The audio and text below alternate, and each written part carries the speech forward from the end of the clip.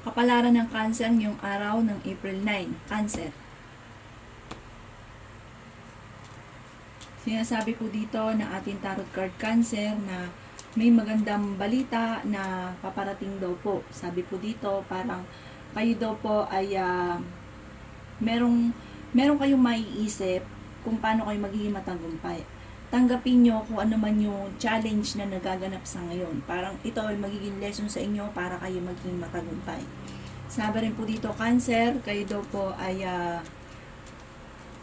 may mga pagtatalo na magaganap. Sabi rin po dito, i-release ko ano daw po yung nagpapabigat ng inyong kalooban. Sinasabi rin po dito na meron ka napangakuan na kailangan munto pa rin. Na nadidelay lamang daw po yung inaantabayanan daw po ninyo. Kung ikaw yung magsisimula ngayong araw na ito na negosyo, huwag ka muna daw pong tutuloy. Sabi rin po dito ay marami rin mga magagandang oportunidad na nakalampas. Sabi rin po dito, matigas daw po ang inyo pong ulo. Sabi rin dito, masipag daw kayo at madadagdagan pa ang kita. Sabi rin po dito, maaaring dumadaan kayo sa pagsubok sa inyong karelasyon. Maging balance sa lahat ng bagay. Sabi rin po dito, maaaring meron kang matagal ng wini-wish na matutupad, makakamit ko naman ang mga pinapangarap. Sabi rin po dito, may kasaganahan kang paparating at malaki rin ang chance mo na manalo ng malaking halagang pera.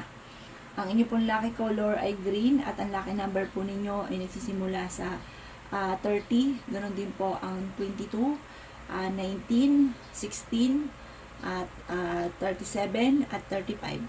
Good luck po!